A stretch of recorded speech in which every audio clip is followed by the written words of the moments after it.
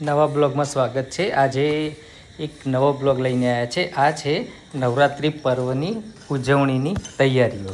તો આ તમે જોઈ શકો છો અમારી સોસાયટીનું આ ક્લબ હાઉસ છે, જ્યાં આ વખતે અમે નવરાત્રિનું આયોજન કરવાનું વિચાર્યું છે। એટલે કે નક્કી છે અહીંયા જ નવરાત્રિ પર્વની ઉજવણી કરવાની છે, તો એની તૈયારી આજે પૂરજોશમાં તૈયારી ચાલુ છે। સોસાયટીના દરેક સભ્ય આવીને અહીંયા મદદમાં અને આ સારા કાર્યમાં જોડાયેલા છે। તો તમે આ વિડીયો આખો જોજો, એટલે તમને ખ્યાલ આવશે કે કેવા પ્રકારની તૈયારી ચાલુ છે ને કેવી નહીં। આ અમારે સિક્યુરિટી છે કાકા, અને બીજા છે એ ભાઈ સાફ સફાઈનું કામ કરી રહ્યા છે। અને સવારથી જ આ બાંધકામનું આજે ચાલુ કરી દીધું હતું।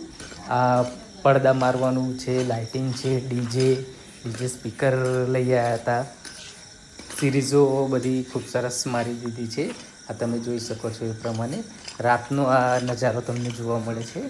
એટલે આ હજુ તો આ શરૂઆત છે, પહેલો દિવસ છે, એટલે થોડું લાઇટિંગ તમને ઓછું લાગે। હજુ તો આ એલઈડી મારવાની છે, કુલ 14 થી 15 એલઈડી મારવાની છે। અને જો ખૂટશે એવું લાગે, લાઇટિંગ ઓછું લાગે છે, તો કઈ જોશે એનાથી પણ વધારે એલઈડી મારશું એવું પ્લાનિંગ છે। એટલે આ વખતે ખૂબ સરસ નવરાત્રિ પર્વની ઉજવણી કરવાનું નક્કી કરેલું છે, અને બધાએ સાથે મળીને અને બધાના સાથ સહકારથી આ પર્વની ઉજવણી થવાની છે। તો તમે જોઈ શકો છો આખો વ્યૂ આ તમને દેખાય છે અમારા મેદાનનો, અમારા સ્ટેજનો, જે ગાર્ડનમાં આ પ્રમાણે સ્ટેજ બનાવ્યું છે। હજુ તો તૈયારી છે, રાત સુધીમાં આખું કમ્પ્લીટ થઈ જશે। આ 11:30-12 વાગ્યાનો ટાઈમ છે, તેમાં આટલું કામ કર્યું છે। તો પણ કામ તો હજુ ચાલુ જ રહે છે। અને કામમાં એવું હતું કે પહેલાં સ્પીકર લાવ્યા હતા ડીજેવાળા, એ થોડા ફોલ્ટ જેવા લાગ્યા હતા, એટલે ફરીથી બીજી વાર પણ લાવ્યા અને પછી કમ્પ્લીટ સાઉન્ડ સિસ્ટમ ચેક કરીને લગાવ્યું છે।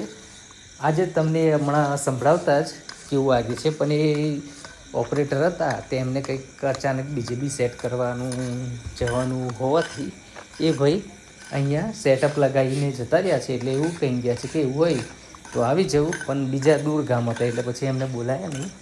તો આજે આવીને સવારે ફરીથી ચેકઅપ કરીને એ જોઈ લેશે કેવું છે કેવું નહીં।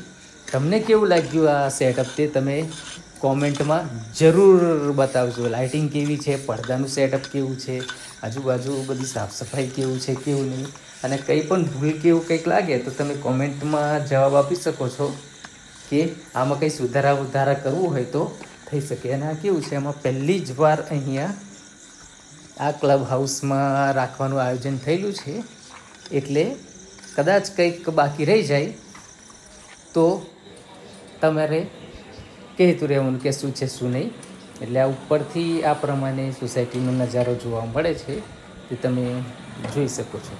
અમારા આવા અવનવા બ્લોગ જોવા માટે તમે અમારી ચેનલને લાઈક કરો, શેર કરો અને સબસ્ક્રાઈબ કરો, અને જેમ બને એમ શેર કરવાનું ભૂલતા નહીં। રોજ નવા તમને આવા બ્લોગ જોવા મળશે, વિડીયો જોવા મળશે। આ પ્રમાણે અમારી સોસાયટીના સોલર સિસ્ટમ છે આખું। આ બાજુ આ તમને સ્વામિનારાયણ BAPS સંસ્થાની સ્કૂલ દેખાય છે, પેલું સામે દેખાય છે હોસ્ટેલ દેખાય છે, આ સ્વિમિંગ પુલ આવી રહ્યું છે, અને સ્વિમિંગ પુલની દૂર આ ઝૂમ કરીને જોવાળું તમે આ ઓરસંગ નદી છે આપણી છોટાઉદેપુર જિલ્લાની, જે મુખ્ય નદી કહી શકાય। એ ઓરસંગ નદી પણ અમારી સોસાયટીને અડીને જ આવેલી છે। આ સોસાયટીનું સુંદર દ્રશ્ય છે, એટલું કુદરતી આહલાદક વાતાવરણમાં સોસાયટી બની છે। અને બાજુમાં જ પાછું કેવું છે કે BAPS સ્વામિનારાયણ ભગવાન મંદિર આવેલું છે, એટલે આધ્યાત્મિક રીતે પણ ખૂબ સરસ લોકેશન છે, જગ્યા છે। આ રીતે ઉપરથી જોઈએ તો આ રીતે સરસ સોસાયટીનો લુક આવે છે। તો તમે આ જોઈ શકો છો। આ બપોરનું દ્રશ્ય હતું કે બપોરે જ્યારે શરૂ કર્યું મંડપ બાંધવાનું, તો આ પ્રમાણે દેખાતું હતું। આજે દરેક સભ્યો બધા બપોરથી જ આ કામમાં લાગેલા હતા। દરેક જણ, કોઈને પણ કહેવાની જરૂર નહીં પડી, બધા આવીને આજે પોતપોતાની રીતે આ સેવામાં સાથ સહકાર આપ્યો, અને કંઈ પણ લાવવા કરવાનું હતું તે બધું લાવીને જાતે જ કામ શરૂ કર્યું। આ ક્લબ હાઉસ છે, અને ક્લબ હાઉસમાં આજે માતાજીની સ્થાપના કરવાની છે આપણે, એ પ્રમાણે છે આ ડીજેનું સેટઅપ છે. તો તમે આ જોઈ શકો છો. તો આ પ્રમાણે આખું સેટઅપ ચાલુ છે.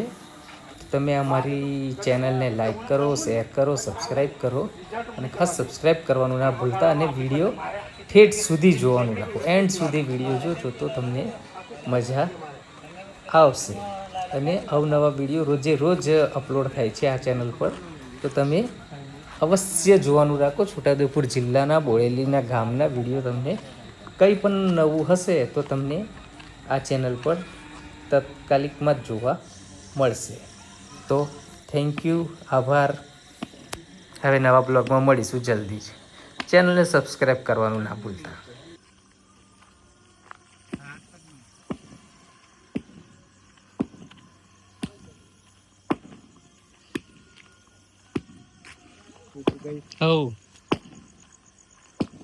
મિલી ગયા સ્પીકર આવ્યા.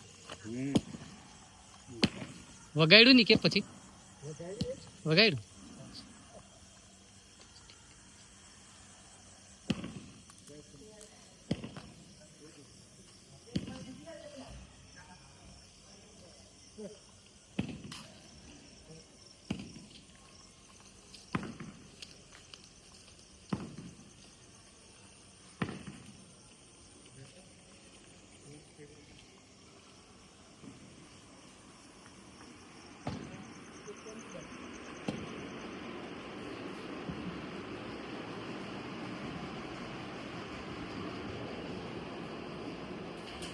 ચાલો.